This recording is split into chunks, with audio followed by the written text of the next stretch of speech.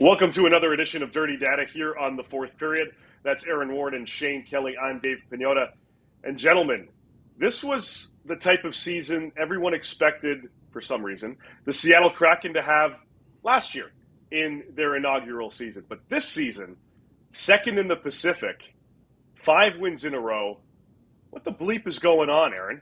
Well, you stole mine. It's like second place in Pacific. What is going on? And the amazing part is, if you look back at how this team was constructed, the Kraken were not afforded the same luxuries as Vegas. And so you cannot compare them to how Vegas constructed their team.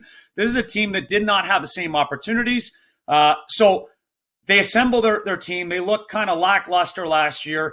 And what I think is amazing is if you look at a big picture, they've been able to create an identity as a team immediately. And that's very hard to do with assembling guys from, 27, 28 different locations to put together a team.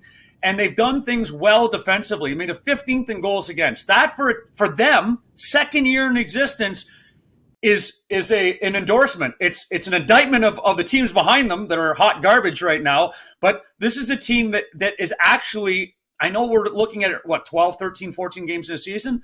We start looking across the board at the standings. They can make the playoffs. This is a piss poor Pacific Division. This is a bad Western Conference. There's an opportunity, if they continue with just some consistency, to capitalize on this. So they've got an improved PK, eighth in the power play. I mean, that's offense. They've got young guys. Bernier's doing very well. They've got guys that they've made some really astute, smart moves in the offseason to bring in. Goaltending's improved. So across the board for the Seattle fan base, this is something that's just, I don't think it's a flash in the pan. I think you can really hit your wagon to them and cheer for them all year, and there's an opportunity to maybe compete for a playoff position. Maybe. I love this because last year they were kind of the analytics team that everybody poo-pooed because things didn't go well.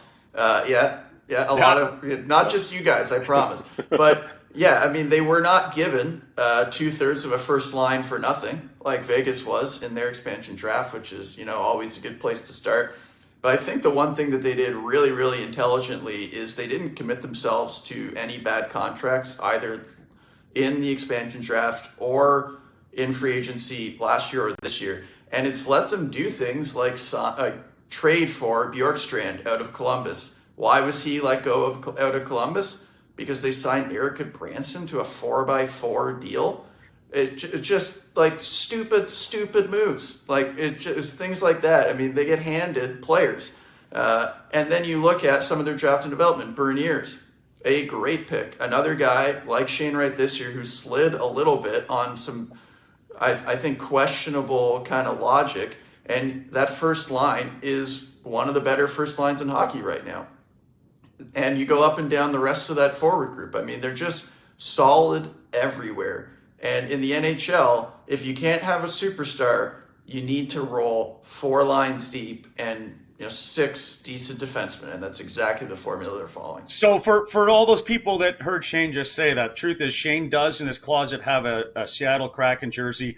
And across the back, it's not his name. It just says analytics, because this is a team that highly values analytics. So he is cheering for them. Yeah. But Shane did bring up a valuable point.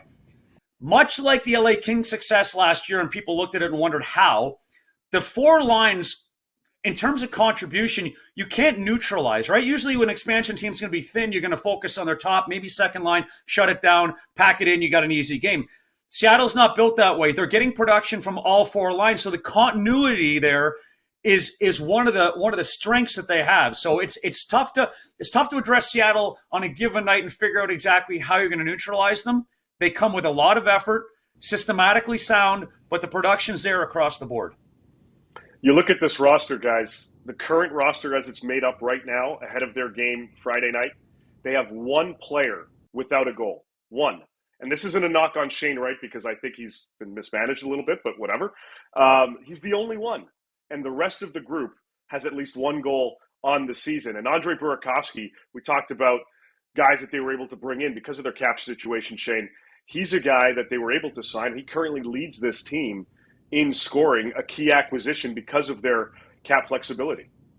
Yeah, there's a number of guys on this line, up and down this lineup, who, you look at the analytics, like expected points, expected goal share, possession numbers, transition numbers, on and on and on, said if they get more of an opportunity, there's a lot more production. And Burakovsky's the perfect example of that, coming out of Colorado, where he was just frankly blocked by one of the best forward groups, if not the best forward group in the NHL. He gets more of an opportunity here in Seattle, and they're seeing the benefit of it. I mean, he's been a monster at 5-on-5, and to me, one of the guys where you look and go, okay, this is not a flash in the pan. This is sustainable, and these guys should make the playoffs. This segment's called Dirty Data. I've never felt dirtier because I've never heard Shane so positive in my life. I got to go take a shower. I got to get this off me. I don't even know what to do right now. I'm very confused myself. Usually it's who is this guy of one team, and Shane's just all over it. All right, before one last quick question before, or I guess topic before we roll off away from Seattle, the goaltending. Philip Grubauer out for a considerable amount of time, but Martin Jones has been able to come in, signed a 1-year deal, a bit of a head scratcher at the time because they had depth in goal, but because of injuries, he's been taking advantage of a situation and he's been stepping up.